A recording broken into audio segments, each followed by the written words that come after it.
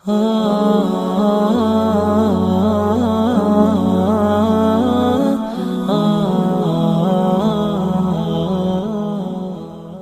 mulai. Bismillahirrahmanirrahim. Assalamualaikum warahmatullahi wabarakatuh. Innal hamdalillah nahmaduhu wa nasta'inuhu wa nastaghfiruh wa na'udzu billahi min shururi anfusina min sayyiati a'malina. May yahdihillahu fala mudilla lahu wa may yudlil fala hadiya lahu. Asyhadu an la ilaha illallah wahdahu la syarika lahu wa asyhadu anna Muhammadan 'abduhu wa rasuluh. Allahumma salli ala Muhammad wa ala ali Muhammad kama sallaita ala Ibrahim wa ala ali Ibrahim wa barik ala Muhammad wa ala ali Muhammad kama barakta ala Ibrahim wa ala ali Ibrahim fil alamin innaka Hamidum Majid. Qala Allah Ta'ala fil Qur'anil Karim, ya ayyuhalladzina amanu taqullaha haqqa tuqatih wa la tamutunna illa wa antum muslimun. Ya ayyuhan nasu taqu rabbakumul ladzi khalaqakum min nafsin wahidah wa khalaqa minha zawjaha wa batha minhuma rijalan katsiran wa nisaa'a wattaqullaha alladzi tasaaluna bihi wal arham innallaha kana 'alaikum raqiba. Ya ayyuhalladzina amanu taqullaha wa qulu qawlan sadida yuslih lakum a'malakum wa yaghfir lakum dhunubakum wa man yuti'illaha wa rasulahu faqad faza fawzan 'azima. Amma ba'd, fa inna asdaqal hadithi kitabullah wa khairal hadi hadi Muhammadin sallallahu alaihi wasallam wa syarrul umuri muhdatsatuha wa kullu muhdatsatin bid'ah wa kullu bid'atin dhalalah wa kullu dhalalatin finnar. Ma'asyiral muslimin jamaah Masjid Al-Irsyad Tulung Agung rahimani wa rahimakumullah. Yang pertama, marilah kita memuji dan bersyukur kepada Allah Subhanahu wa taala atas limpahan kenikmatan, karunia, keutamaan yang Allah taala berikan kepada kita, yang bisa kita rasakan maupun yang kita tidak bisa rasakan. Tidaklah kita patutlah untuk selalu meyakini bahwasanya nikmat-nikmat yang Allah Ta'ala telah berikan kepada kita, nikmat itu tiada tara hitungannya, yang mana Allah Subhanahu Wa Ta'ala mengatakan wa in ta'uddu ni'matallahi la tuhsuha. Apabila kalian ingin menghitung nikmat Allah Subhanahu Wa Ta'ala, maka kalian tidak akan pernah bisa menghitungnya. Bahkan Allah Subhanahu Wa Ta'ala mengatakan, apabila kalian ingin menulis kalimat Allah atau nikmat-nikmat Allah Subhanahu wa taala, dan pohon-pohon yang ada di dunia ini menjadi penanya, dan lautan, 7 lautan menjadi tintanya, niscaya tidak akan pernah ada habisnya untuk menghitung nikmat-nikmat Allah Subhanahu wa taala. Maka ma'asyiral muslimin, dengan nikmat yang sangat besar itu, yang sangat luas itu, Allah Ta'ala menghendaki kepada kita sesuatu yang lebih besar daripada itu semuanya, yaitu bersyukur kepada Allah Subhanahu wa Ta'ala atas segala nikmat tersebut. Maka kesyukuran itu adalah suatu hal, suatu ibadah yang Allah Ta'ala harapkan dari hambanya. Apabila nikmat yang Allah Ta'ala berikan kepada kita banyak, tapi tidak kita tutup dengan syukur kepada Allah, maka tidak ada artinya semua kenikmatan tersebut.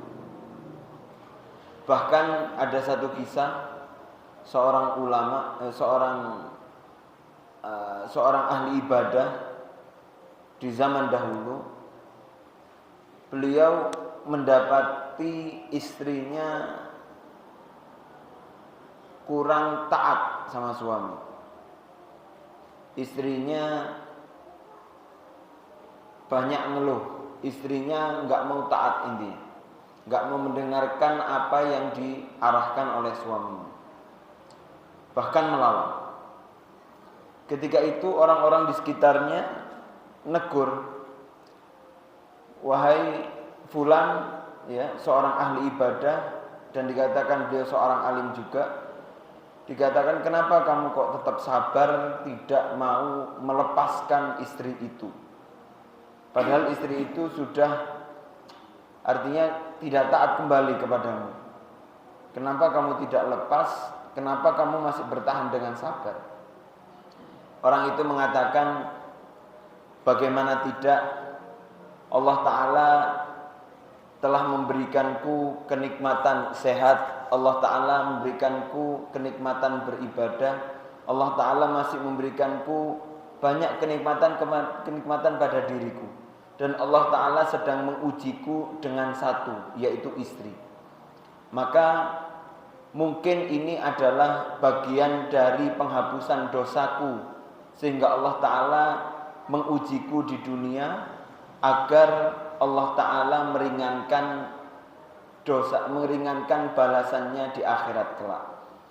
Meringankan balasan dari dosa-dosaku di akhirat kelak. Aku takut ketika aku mengakhiri untuk berhenti dari ujian ini, takutnya di akhirat kelak Allah Ta'ala akan menggantikan dengan ujian lebih besar lagi di akhirat. Seperti itu. Intinya ma'asyiral muslimin, banyak suatu hal yang kadang kita kufuri, ternyata sebenarnya banyak kesyukuran-kesyukuran yang patut lebih kita syukuri. Lebih banyak sesuatu yang patut lebih banyak kita syukuri daripada kekufuran-kekufuran itu. Ini. Tapi itulah manusia. Kadang lebih memilih sesuatu yang tidak nikmat sehingga dia kufur daripada kenikmatan yang banyak yang dia syukuri. Tapi ma'asyiral muslimin, ya pintar-pintar kita lah untuk selalu bersyukur kepada Allah Subhanahu wa taala dengan saling mengingatkan agar kesyukuran itu terus kita ucapkan di hadapan Allah Subhanahu wa taala. Yang kedua, marilah kita salawat dan salam kepada Nabi Muhammad sallallahu alaihi wasallam, karena beliau adalah panutan kita, suri tauladan kita. Beliau adalah manusia terbaik yang kita patut contoh ya, sosoknya. Apapun yang ada pada Rasulullah, karena Allah Subhanahu wa taala mengatakan laqad kana lakum fi Rasulillah uswatun hasanah. Allah Taala mengatakan telah diberikan untuk kalian semuanya fi Rasulillah, di dalam jati diri Rasulullah itu ada uswah hasanah, ada contoh-contoh yang baik. Maka apapun profesi kita, marilah kita mencontoh Rasulullah sallallahu alaihi wasallam dari berbagai hal dan seginya. Ma'asyiral muslimin, insyaallah kita lanjutkan kajian kita ya tentang Al-Quran sebagai pedoman hidup kita, atau kita mengkaji tentang tafsir Al-Quran.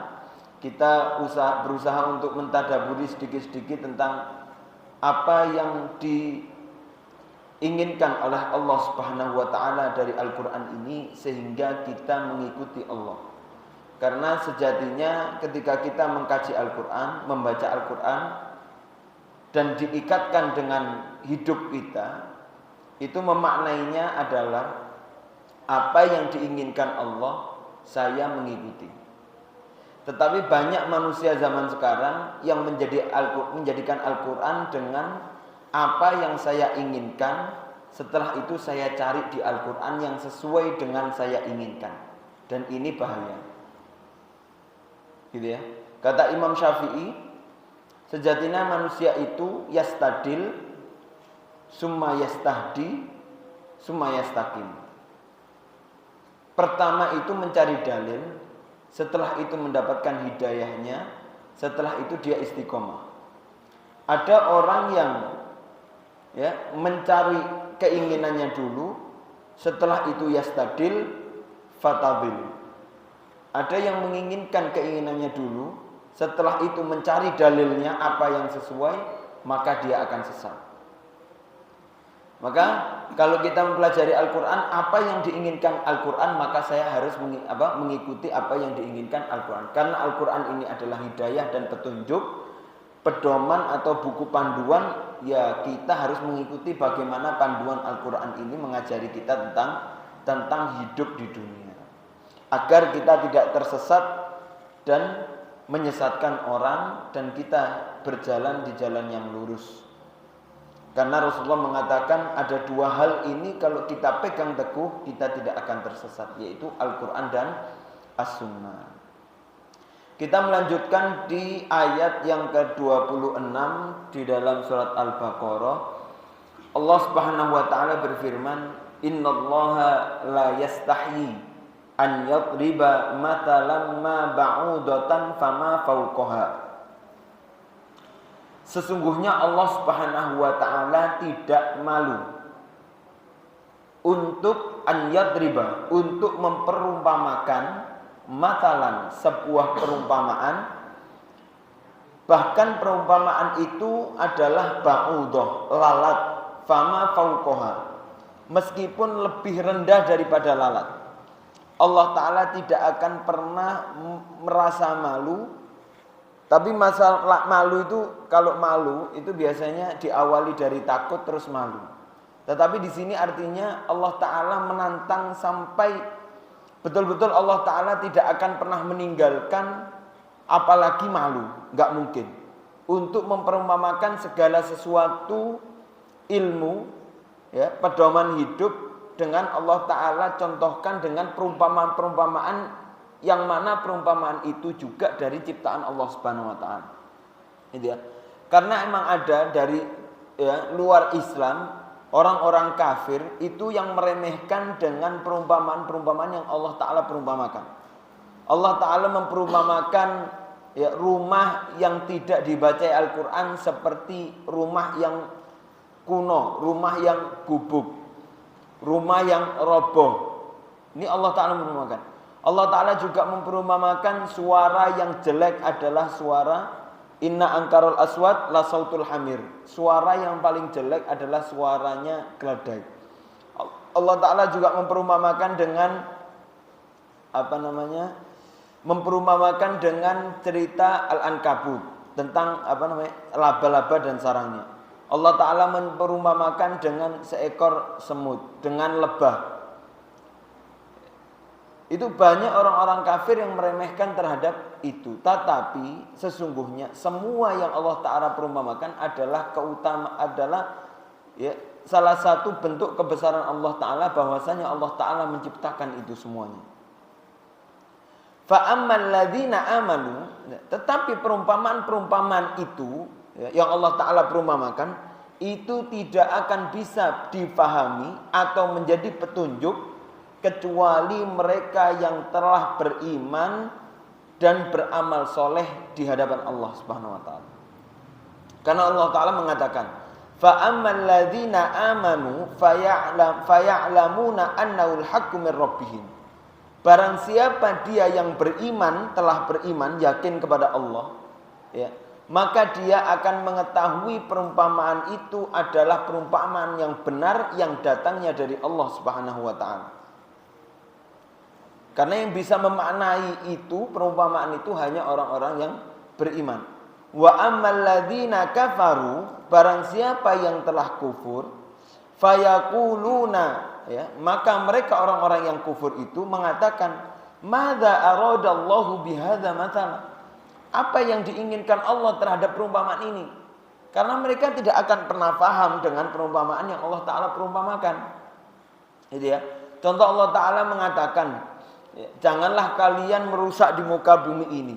Mereka menganggap kita tidak merusak, kita membangun, kita menstabilkan dunia lah anggapan mereka.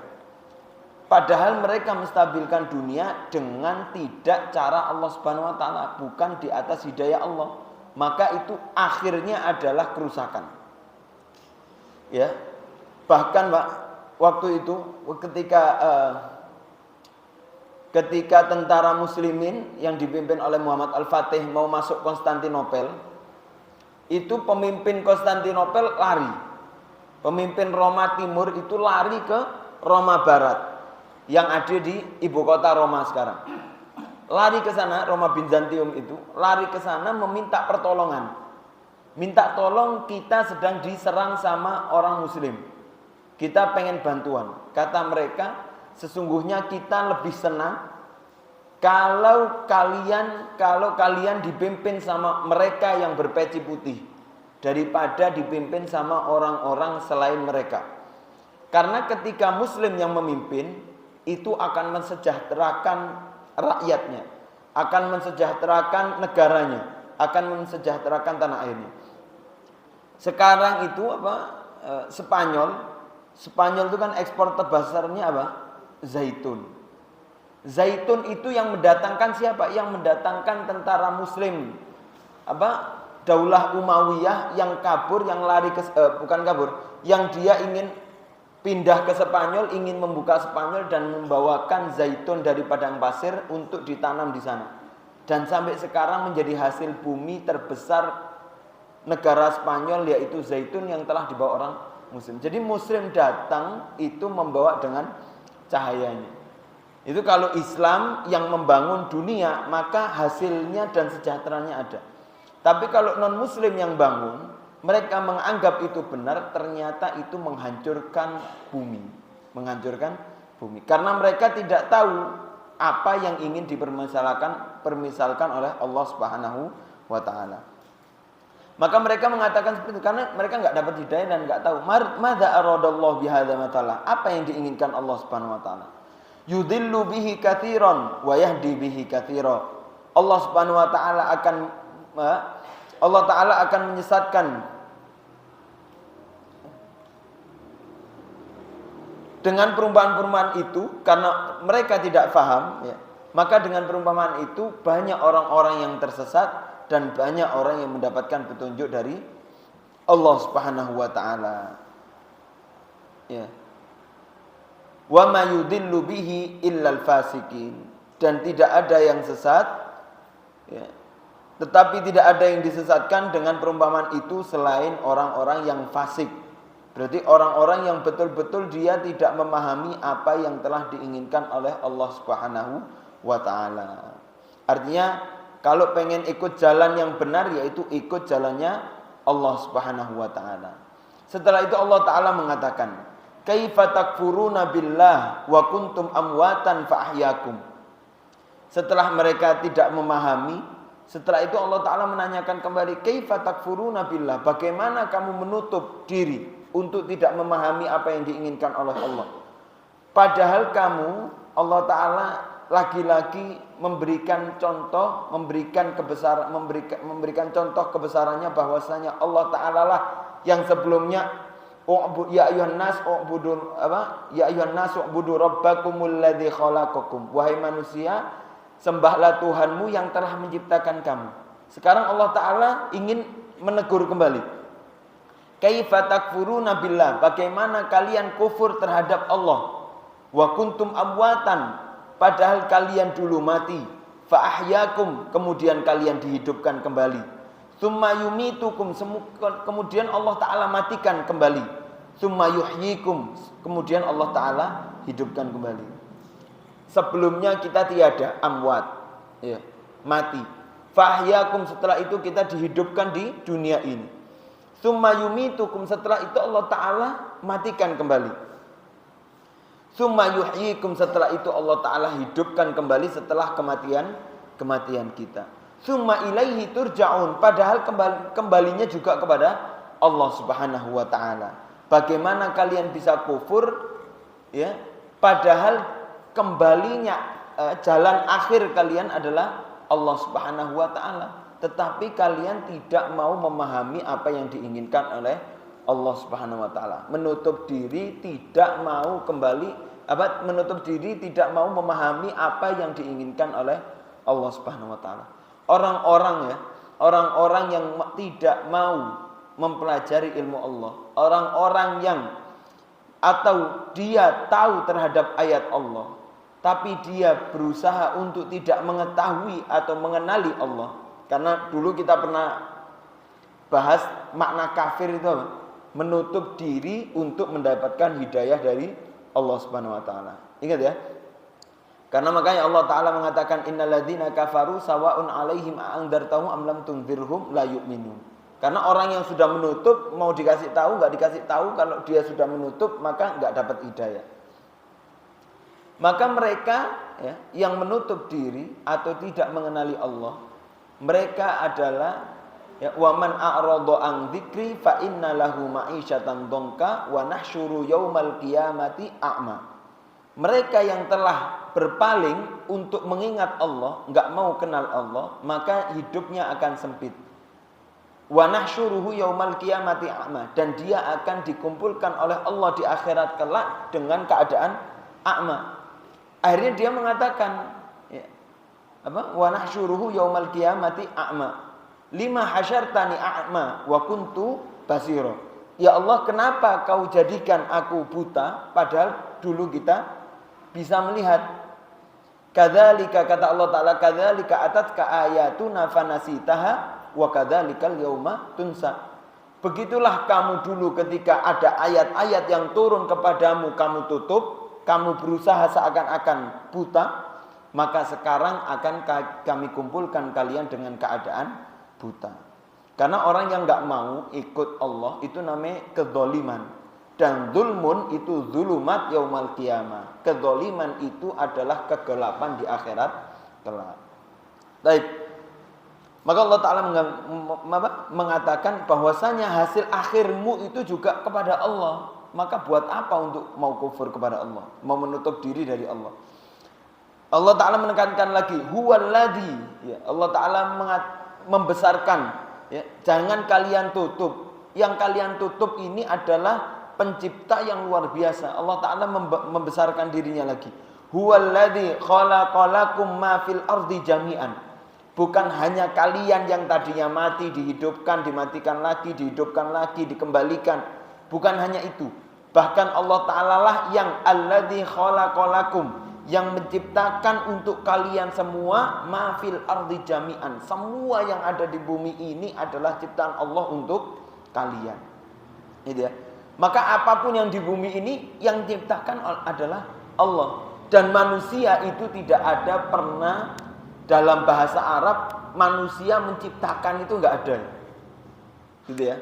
Maka yang di bahasa Arab itu kalau menciptakan itu enggak boleh menggunakan khalaqa, itu enggak mungkin. Umpama si fulan menciptakan robot, enggak boleh khalaqa robot, enggak boleh. Khalaqa itu hanya Allah, karena menciptakan dari yang tidak ada terus ada, itu namanya menciptakan.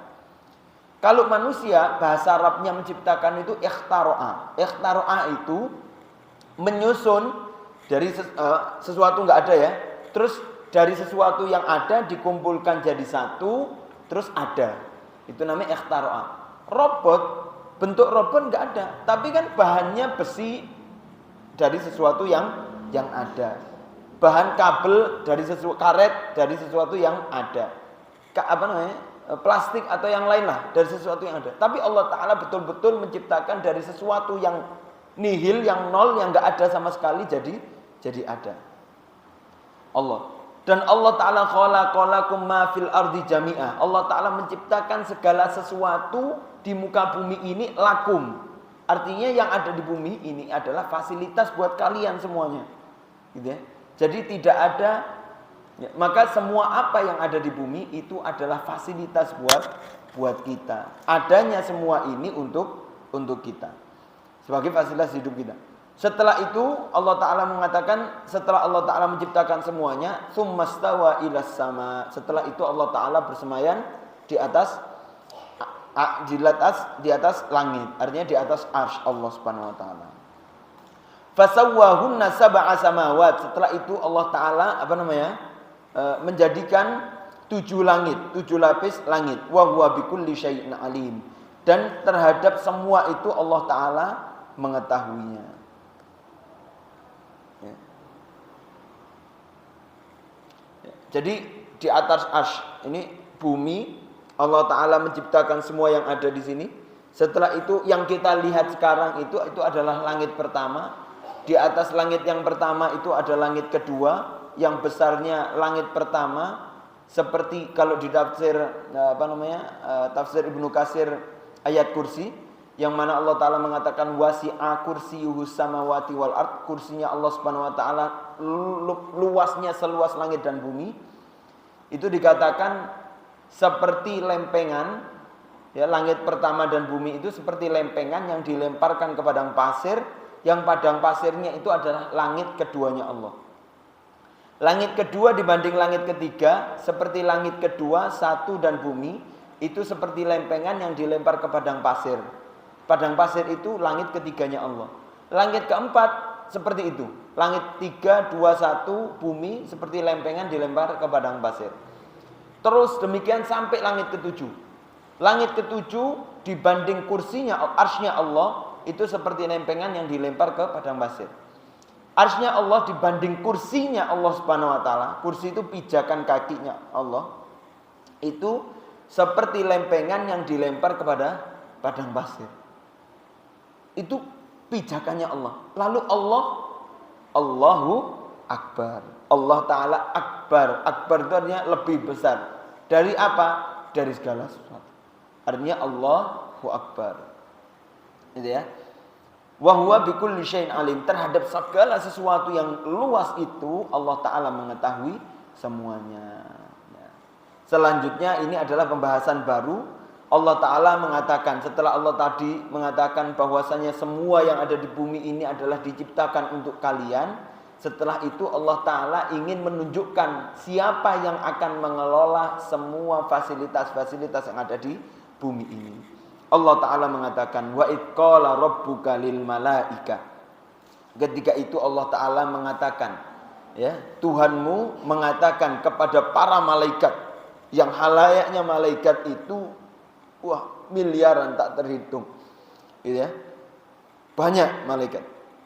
Sehingga Allah Ta'ala mengatakan, inni ja'ilun fil ardi khalifah. Sesungguhnya aku telah menjadikan di muka bumi ini khalifah, pemimpin. Khalifah itu artinya pemimpin. Khalifah itu artinya, kalau khalaf itu sesuatu yang datang kedua, itu namanya khalaf. Sebelumnya namanya salaf, keduanya khalaf. Salaf itu terdahulu, khalaf setelah.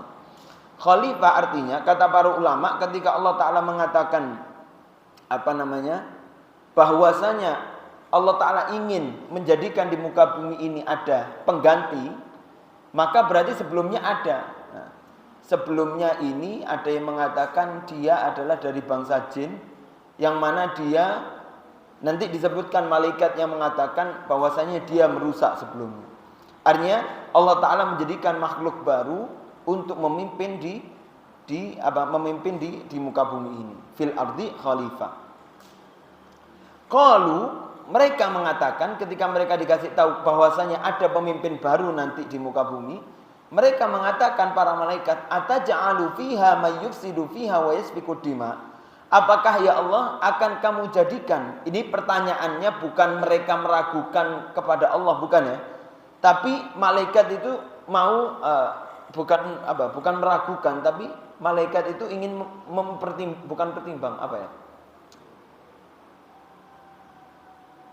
bahasa yang halus gimana?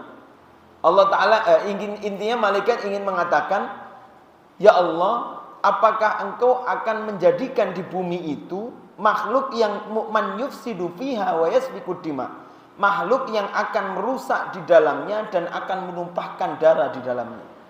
Kenapa malaikat tahu? Karena malaikat tahu kenapa malaikat mengatakan ini? Karena malaikat punya pengalaman makhluk yang sebelumnya Allah Ta'ala ciptakan seperti ini keadaannya, merusak.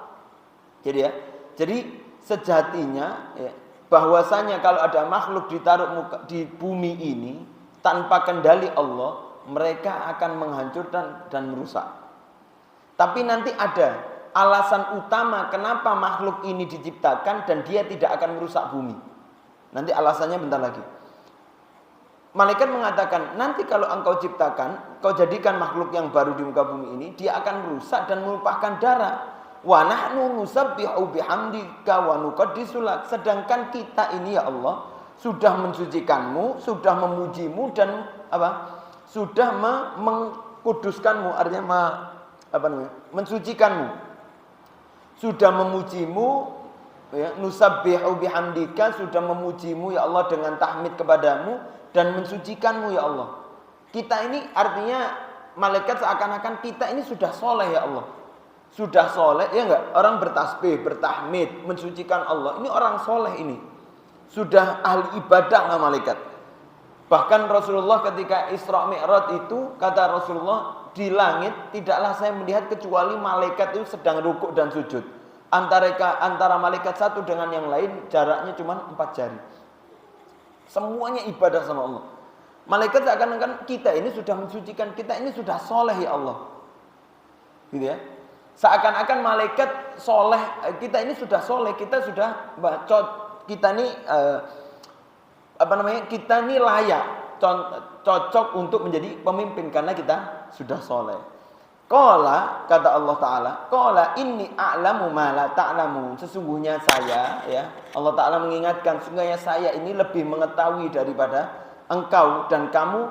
Saya lebih mengetahui, ya, dari sesuatu yang belum engkau ketahui, kata Allah Subhanahu Wa Ta'ala. Maka bedanya ini yang menjadi titik utama kenapa Allah Ta'ala, ya, akan menciptakan makhluk dan Allah Ta'ala meyakini bahwasanya makhluk ini tidak akan merusak di muka bumi. Allah Ta'ala mengatakan wa 'allama Adamal asma'a kullaha. Ternyata syarat pertama adalah dengan ilmu. Ya, dengan ilmu. Bedanya manusia dengan malaikat, malaikat diciptakan untuk hanya ibadah. Tapi Allah Ta'ala menciptakan makhluk baru ini, manusia ini, dengan ilmu yang diajarkan oleh Allah Subhanahu Wa Ta'ala kepada dia. Jadi menjadi pemimpin itu tidak hanya soleh. Kalau sekedar soleh belum tentu bisa menjadi pemimpin. Seperti halnya Abu Dzar Al-Ghifari ketika dia ingin dijadikan utusan pemimpin, Rasulullah melarang. Abu Dzar nggak cocok jadi pemimpin karena terlalu soleh Abu Dzar, gitu ya. Bukan soleh itu betul, maksudnya Abu Dzar itu terlalu khudu, seakan-akan namanya pemimpin itu butuh memikirkan kesejahteraan dunia, itu pemimpin, gitu ya. Jadi dia soleh betul, dia perang, dia muter ngelola dana, gitu ya, ngelola dana untuk kesejahteraan. Tapi kalau Abu Dzar itu sangat solehnya sampai nggak butuh uang, akhirnya nanti udah kita semuanya miskin saja, gitu. Itu kalau orang betul-betul yang soleh, yang nggak mikir, karena sahabat itu kalau kadung soleh ada yang mengambil jalur soleh sehingga dia betul-betul udah apa adanya cukup, gitu ya. Tapi ada yang soleh jalurnya usaha dagang sampai kaya seperti Utsman Abdurrahman bin Auf, itu juga ada, gitu ya. Karena ada yang seperti itu, seperti sahabat siapa namanya, Sa'ad bin Umair kalau salah, itu sampai dikirimi uang sama Umar ditolak sama beliau. Artinya memimpin dunia dengan kesolehan saja tidak cukup, harus dengan ilmu, gitu ya, harus dengan ilmu. Dan ilmu itu syaratnya adalah wa 'allama Adamal asma. Allama ini kembali ke siapa yang mengajari? Yang mengajari adalah Allah Subhanahu Wa Ta'ala. Ini adzan menara. Ya, kita dengarkan adzan dulu.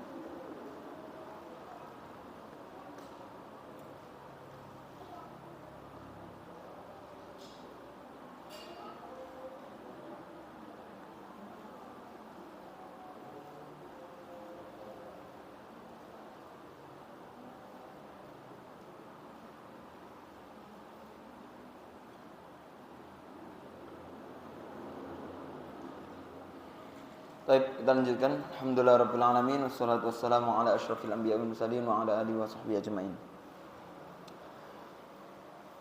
Jadi kalau kita melihat dari sini, syarat pertama untuk menjadi khalifah itu adalah dengan dengan ilmu, dengan kesolehan. Ya, maka dengan dua ini manusia akan bisa betul-betul menjadi khalifatun fil ard, menjadi pemimpin di bumi ini. Karena kalau dengan ilmu saja tanpa dibarengin kesolehan, tanpa dibarengi dengan kesolehan kepada Allah, maka tidak akan pernah sampai kepada jalan hidayah cahaya Allah Subhanahu wa taala. Karena hidup di dunia ini buku panduannya Allah Subhanahu wa taala. Dan Allah taala sudah turunkan dan sudah ajarkan itu semuanya dengan syariat-syariat Allah Subhanahu wa taala yang sungguh sangat lengkap. Gitu ya. Karena lengkapnya agama ini, bahkan kata Ali, saking lengkapnya agama ini di Islam, kata Ali bin Abi Thalib, di Islam ini bahkan mengajarkan urusan kamar mandi aja diajarkan. Apalagi ngurus negara, jelas otomatis sudah diajarkan oleh Islam. Gitu ya. Jadi urusan syariat itu bukan hanya urusan di dalam masjid saja, bukan hanya urusan ketika Idul Adha dan Idul Fitri atau Ramadan saja. Di semua lini kehidupan kita itu sudah diajarkan oleh Rasulullah Sallallahu Alaihi Wasallam. Apapun permasalahannya. Maka kalau sudah ngikuti hidayah Islam, insya Allah tidak ada permasalahan tanpa ada solusi. Semuanya solusi pasti datang. Dan gak ada dulu zaman khilafah Islamiyah yang ada masalah terus solusinya gak kunjung tiba, gak mungkin. Pasti cepat selesai. Gitu ya. Saya ingatkan kembali seperti kisahnya Amr bin As yang taun ketika itu yang lebih parah daripada kita corona. Kalau corona sekarang kena ya kabarnya terus masih 2 minggu lagi. Itu coronanya zaman dulu, taunnya zaman dulu, pagi kena, sore meninggal, sore kena, paginya langsung meninggal. Itu lebih parah dari sekarang. Tapi ketika Muslim yang mengurus itu, permasalahannya ada pada syariat, sehingga Amr bin As dengan mudah untuk mengatur itu dan tidak lama selesai. Gitu ya. Tidak lama selesai dan ada solusinya dan selesai urusannya, gitu ya. Itu intinya kalau dengan syariat. Maka kalau kita apapun ada permasalahan maka dikembalikan kepada syariat, insya Allah ada solusinya. Wa 'allama Adam al-asma'a kullaha. Allah taala mengajarkan Nabi Adam dan Allah taala sendiri yang mengajarkan tentang al-asma'a kullaha, dengan nama-nama semuanya. Nama-nama benda apapun yang ada di muka bumi ini Allah taala ajarkan. Tsumma 'aradahum 'alal malaikah, ya. Beda setelah Allah taala mengajarkan satu ini Nabi Adam, setelah itu Allah taala setelah diajarkan Allah taala menawarkan kepada malaikat, tsumma aradhum 'alal malaika. Setelah itu Allah taala mengatakan, faqala ambiuni bi asma'i haula'i in kuntum shadiqin. Wahai malaikat, coba sebutkanlah kepadaku tentang nama-nama semuanya ini. Ya, kalau kalian percaya, kalau kalian termasuk yang jujur, yang benar. Ya, qalu, kata para malaikat ini contoh yang baik dari malaikat, mengatakan qalu subhanaka, ya, mereka mengatakan segala puji bagimu ya Allah, la ilma lana illa ma 'allamtana. Bagaimana saya bisa berilmu tanpa ilmu yang telah engkau ajarkan kepada diriku. Artinya enggak mungkin saya berilmu tanpa Allah taala yang mengajari kita. Ingatlah semua yang kita pelajari di muka bumi ini tidak lain atas izin ilmu yang Allah taala ajarkan kepada kita. Di surat At-Taubah yang akhir Allah taala mengatakan wattaqu yu'allimukumullah. Bertakwalah maka Allah taala lah yang akan mengajarkan kalian. Artinya ilmu ini jalannya dari Allah. Innaka antal alimul hakim. Setelah itu malaikat mengatakan, sungguhlah engkaulah yang maha mengetahui dan bijaksana ya Allah. Gitu. Qala, setelah itu Allah taala mengembalikan kepada Adam, ya Adam. Sekarang ya, Allah taala telah mengajari Adam, Allah taala melemparkan kepada malaikat, coba malaikat belum diajari bisa? Enggak bisa. Kata malaikat, enggak mungkin saya berilmu tanpa engkau ajari ya Allah. Setelah itu Allah Ta'ala mengembalikan, ya Adam, wahai Adam, ambihum bi asma'ihim. Wahai Adam, sampaikanlah nama-nama itu semuanya. Falamma amba'ahum bi asma'ihim. Ketika Nabi Adam itu menyebutkan dengan nama-nama semuanya itu, qala, setelah itu Allah Ta'ala mengatakan, qala alam aqul lakum inni a'lamu ghaibas samawati wal ard. Bukankah aku telah mengatakan kepadamu semuanya, sesungguhnya aku Allah a'lamu ghaibas samawati wal ard, saya lebih mengetahui tentang urusan gaib. Gaib itu misteri, sesuatu yang akan datang Allah Ta'ala akan tahu. Nanti keadaannya akan seperti ini Allah Ta'ala tahu. Allah Ta'ala mengetahui tentang gaib yang ada di langit dan bumi. Ya, yang cocok, yang memimpin bumi itu siapa Allah Ta'ala tahu. Dengan syarat apa Allah Ta'ala tahu. Itu ya. Syaratnya dengan tadi. Ternyata syarat orang memimpin di bumi dengan ilmu. Dan ilmunya harus dari Allah Subhanahu wa Ta'ala. Qala alam aqul lakum inni a'lamu ghaibas samawati wal ard wa a'lamu ma tubduna wa ma kuntum taktumun. Dan Allah Ta'ala lebih mengetahui dari apa-apa yang telah engkau tampakkan atau yang engkau sembunyikan. Ya, tidak ada sesuatu yang di muka bumi ini illa ya'lamullah, kecuali Allah Ta'ala mengetahui semuanya. Ya, itu jelas. Setelah itu Allah Ta'ala mengatakan wa id qulna lil malaikah. Setelah itu Allah Ta'ala mengatakan kembali. Ini sudah jelas. Allah Ta'ala ingin membedakan antara yang berilmu dan yang tidak berilmu. Allah Ta'ala mengatakan hal yastawil ladzina ya'lamuna wal ladzina la ya'lamun. Apakah sama orang yang sudah berilmu dan tidak berilmu? Sampai sederajat ini perbedaannya. Ketika orang yang berilmu Adam itu yang diajarkan oleh Allah Subhanahu wa Ta'ala dibanding malaikat yang belum diilmui sama Allah Subhanahu wa Ta'ala dan yang makhluk yang lain, Allah Ta'ala mengatakan wa id qulna lil malaikah. Allah Ta'ala mengatakan kepada para malaikat, usjudu li Adam, sujudlah kepada Adam. Fasajadu illa iblis aba wastakbar wa kana minal kafirin. Bedanya orang berilmu dan tidak berilmu. Kata syaitan, saya lebih mudah untuk mengganggu 1000 orang ahli ibadah dibanding saya mengganggu 1 orang alim. Asyaddu alayya min alfi abidi. Alimun wahidun mutahattikun asyaddu alayya min alimun wahidun mutahattikun asyaddu ala syaitani min alfi abidi. Seorang ahli ilmu yang tekun, yang dia mendakwahkan ilmunya, mengajarkan ilmunya dengan ilmunya Allah Subhanahu wa Ta'ala, itu dibanding syaitan lebih susah untuk diganggu daripada alfi abidi, daripada 1000 orang yang ahli ibadah. Karena yang ahli ibadah tanpa ilmu bisa jadi ibadahnya diselewengkan, seakan-akan ibadahnya tekun, ternyata dia tidak sampai kepada Allah karena ibadahnya tidak menggunakan ilmu, gitu ya. Tapi beda kalau dengan ilmu, maka semua ibadahnya insya Allah akan tepat sasaran kembali kepada Allah Subhanahu wa Ta'ala.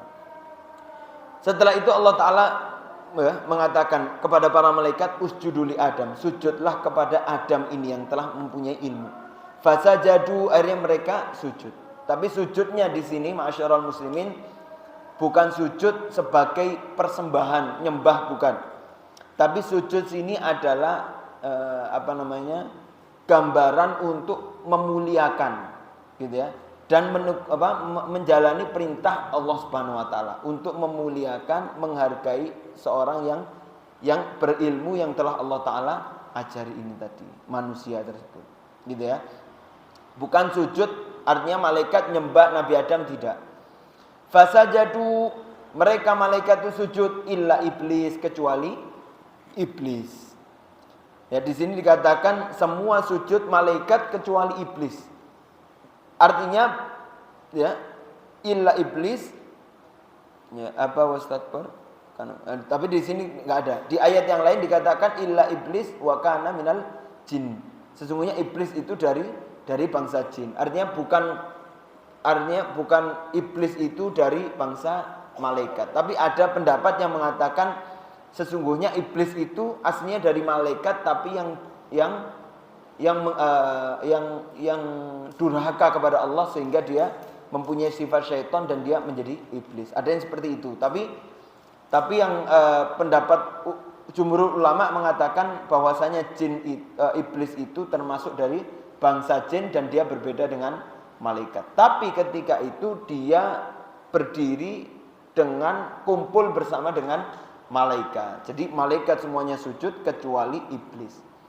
Dan iblis ini tidak mau sujud kepada Nabi Adam, gitu ya. Bukan karena tidak taat kepada Allah, tapi karena kesombongannya dia terhadap dirinya, yang menganggap dirinya, bagaimana saya mau bersujud terhadap sesuatu yang diciptakan dari tanah, padahal saya diciptakan dari api. Perkaranya bukan dia tidak menghargai Allah, bukan, tapi dia dengan sombongnya tadi. Jadi ini salah satu permasalahan yang besar. Jangan sampai kita menghancurkan diri karena kesombongan kita dan kita menganggap kita lebih mulia daripada yang lain. Hancur gitu. Orang yang menganggap yang sudah ahli ibadah, kalau dia masih punya merasa dirinya lebih soleh daripada lain, itu bisa bahaya, bisa merusak niatnya, bisa merusak keikhlasannya di depan Allah Subhanahu wa taala. Gitu ya. Maka ini sifat yang sangat buruk dan yang berat ya. Maka kita harus selalu mengontrol ini agar tidak sampai sombong ya. Karena malaikat mereka enggan wastakbar, plus dia takabur karena menganggap dirinya lebih mulia. Wa kana minal kafirin. Lihat, dia tidak mau dan dia termasuk kufur. Artinya menutup dari hidayah Allah. Dia tidak mau menjalankan apa yang diperintahkan oleh Allah karena kesombongan dirinya.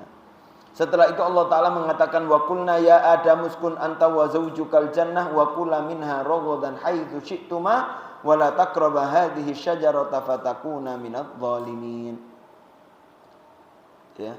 Setelah itu Allah Ta'ala mengatakan kepada Nabi Adam, wahai Adam, uskun, tinggallah kalian, anta wa zawjuka, kamu dan keluargamu dan istrimu di surga, wa kula minha raghadan, dan makanlah dengan nikmat ya, dengan berbagai makanan yang ada, haitsu syi'tuma, makanlah ya yang ada di sana yang engkau sukai. Raghadan haitsu syi'tuma itu yang dekat dengan kamu dan yang kamu sukai. Wala taqraba hadhihi syajarah. Tetapi syaratnya, lihat nih ya. Ini manusia ini kadang seperti ini. Ditawari banyak kenikmatan seperti mukadimah saya tadi ya. Banyak nikmat sebenarnya yang banyak ditawarkan kepada kita, tapi ada satu dua itu sebagai ujian. Dan kadang kita lupa terhadap nikmat yang banyak karena godaan syaitan tadi. Akhirnya kita masuk kepada sesuatu yang menjadi ujian ini. Gitu ya. Nabi Adam diberikan semuanya. Haitsu syi'tum kula minha raghadan, semuanya makan. Wala taqraba hadhihi syajarah. Cuman syaratnya satu, jangan dekati pohon ini. Gitu ya. Artinya ya, kalau mendekati sebenarnya enggak masalah. Sampai makan. Tapi nanti kesalahannya Adam bahkan sampai makan buah dari pohon. Padahal perintahnya wala taqraba, mendekati saja jangan. Karena ya, seperti syahwat itu wala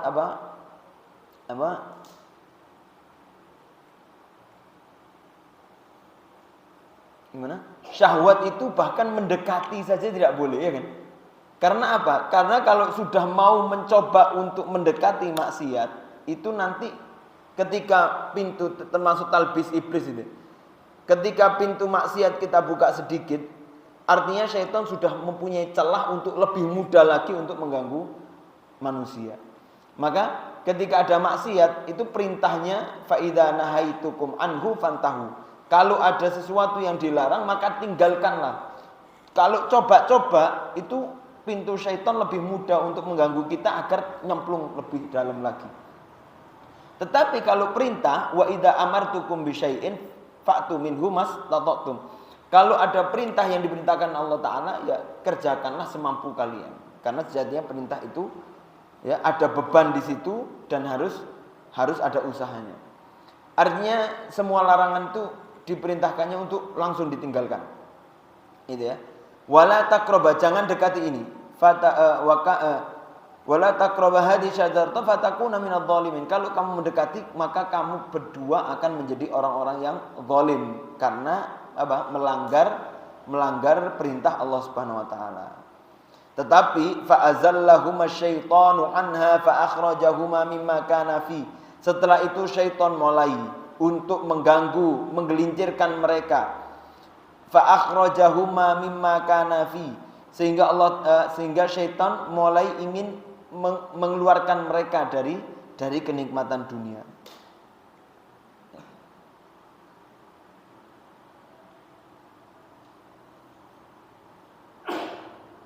Akhirnya syaitan mulai mengganggu, fa'azallahuma syaitanu anha. Akhirnya syaitan mulai mengganggunya.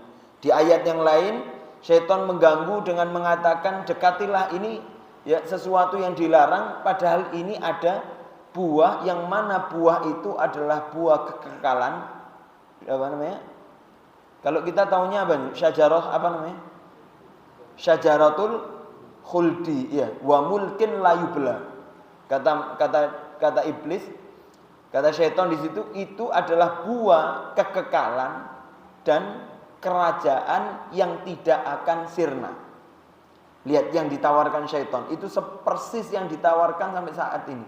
Semua orang yang ditawarkan tentang sesuatu yang indah seakan-akan oleh syaitan mesti ditawarkan kalau enggak ya nanti hidupmu akan nikmat, hidupmu akan kekal, umurmu akan panjang. Itu kan yang ditawar-tawarkan. Terus nanti kamu wa mulkin itu kerajaan, kedudukan, nanti kamu akan saya berikan kedudukan. Ya. Bukankah itu orang-orang yang datang ke dukun itu mesti mintanya kalau enggak kedudukannya ditinggikan, kalau enggak minta umurnya dipanjangkan, hidupnya dimewahkan. Seperti itulah syaitan juga mengiming-iming Adam tentang itu.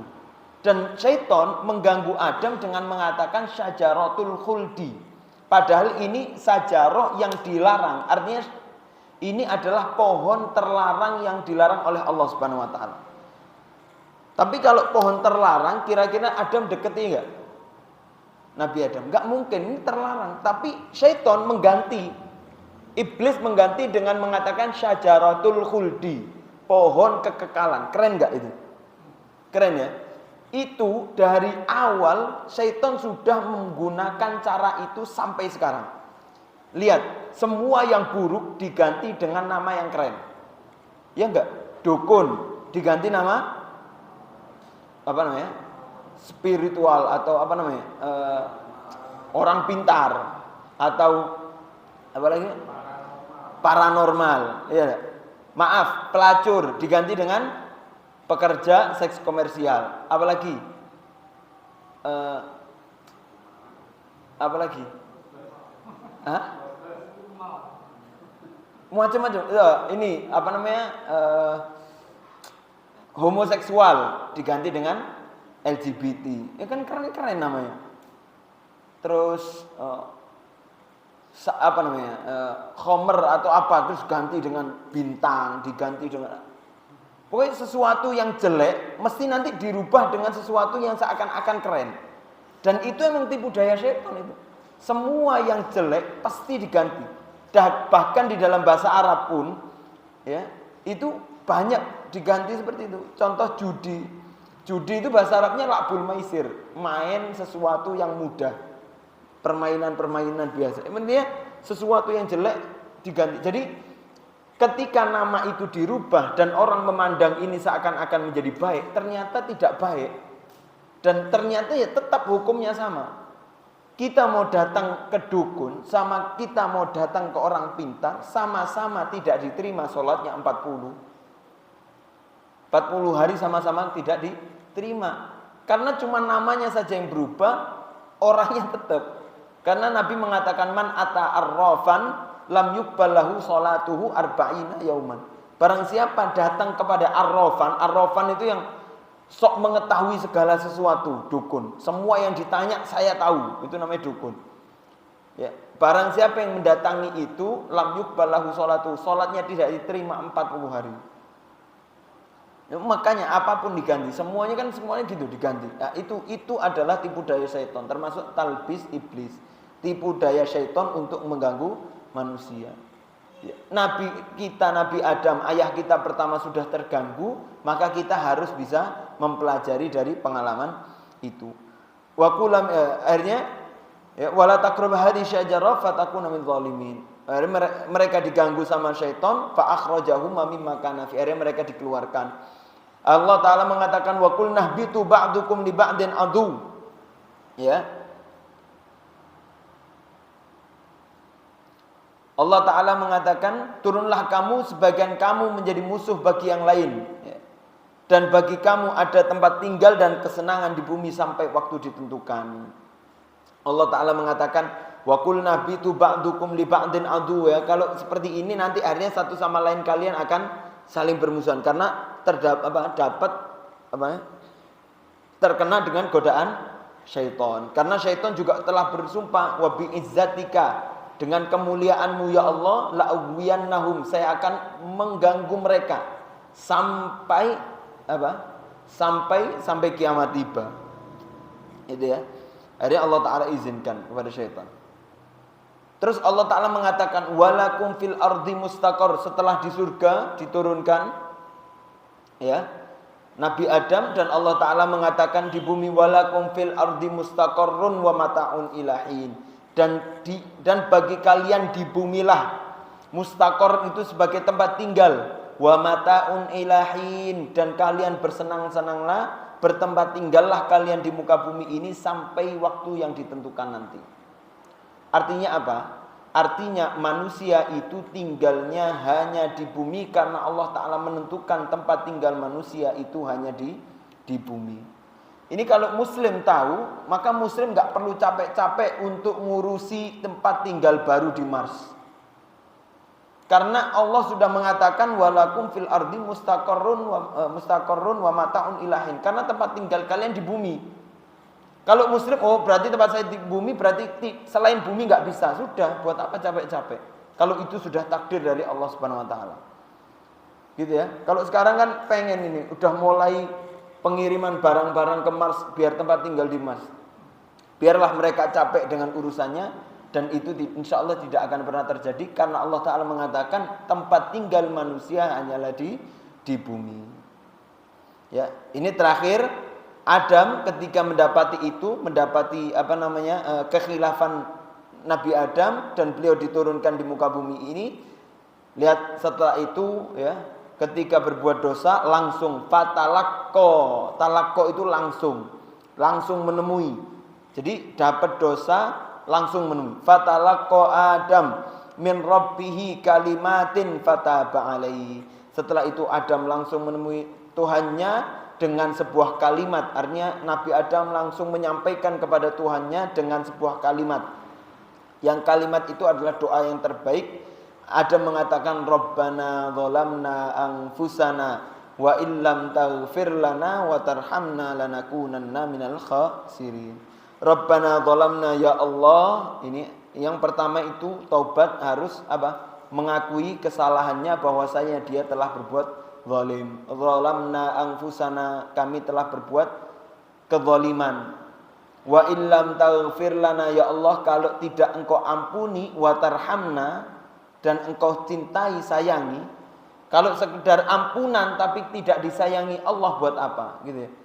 Maka manusia itu butuh untuk sayang, kasih sayangnya Allah Ta'ala yang melebihi dari segala sesuatu. Ya Allah, ampuni saya plus sayangi saya. Wa tarhamna, karena kalau tidak mendapatkan ampunan dan kasih sayang Allah, maka lanakunanna minal khasirin. Maka orang yang paling khasir, orang yang paling rugi di muka bumi ini adalah orang yang tidak mendapatkan ampunan dan kasih sayang dari Allah Subhanahu wa Ta'ala. Ya, innahu wat-tawwabur rahim, dan Allah Ta'ala lah ya zat yang maha memberikan taubat dan zat yang mengasihi menyayangi hambanya. Gitu ya. Adam langsung minta taubat dan Allah Ta'ala mengampuni taubatnya. Artinya manusia itu berdosa dan manusia itu taubat. Makanya Allah Ta'ala mengatakan innallaha yuhibbut tawwabin wa yuhibbul mutatahhirin. Allah Ta'ala itu menyukai orang-orang yang pandai bertaubat. Artinya nilai yang terbaik di sisi Allah itu yang banyak istighfar, banyak taubat. Meskipun berapa banyak pun kesalahan kita, ketika dibarengi dengan istighfar dan taubat, itulah nilai yang terbesar. Bahkan kalau tidak punya dosa pun, kalau tidak taubat dan istighfar, maka Allah Ta'ala tidak butuh dengan itu. Ya, tidak butuh dengan tidak maksiatnya itu. Karena yang Allah Ta'ala butuhkan itu adalah taubat dan istighfar kita. Karena Rasulullah mengatakan, ya, laulam tudnibu, kalau kalian tidak berbuat dosa, kata Rasulullah, la dhahaballahu bikum, maka Allah Ta'ala akan menghilangkan kalian, faja'a biqaumin, dan Allah Ta'ala akan mendatangkan sebuah kaum yang dia fayudnibu, dia akan berbuat dosa, wa yastaghfiru, dia berbuat dosa dan dia akan meminta ampun kepada Allah Ta'ala. Berbuat dosa lagi, meminta ampun lagi. Karena nilai tertinggi adalah dengan istighfar dan minta taubat kepada Allah. Maka paham ya tadi ya, percuma kalau tidak maksiat, umpama ya, sudah menjaga tidak maksiat tapi tidak pernah istighfar. Rasulullah sendiri yang kita tahu orang yang paling bertakwa dan insya Allah terjauh dari maksiat, hatinya bersih, Rasulullah tidak pernah meninggalkan untuk selalu beristighfar kepada Allah Subhanahu wa taala. Bahkan dalam satu majelis Rasulullah bisa istighfar sampai 70 kali. Artinya apa? Nilai tertingginya adalah dengan meminta taubat dan istighfar kepada Allah Subhanahu wa taala. Mungkin itu saja yang bisa saya sampaikan, semoga bermanfaat. Astaghfirukum, minta maaf kurang lebihnya. Kalau ada kebenaran datangnya dari Allah, kalau ada kesalahan datangnya dari saya sendiri. Subhanakallahumma bihamdika asyhadu an la ilaha illa anta astaghfiruka wa atubu ilaik. Akhiran alhamdulillahirabbil alamin. Wassalamualaikum warahmatullahi wabarakatuh.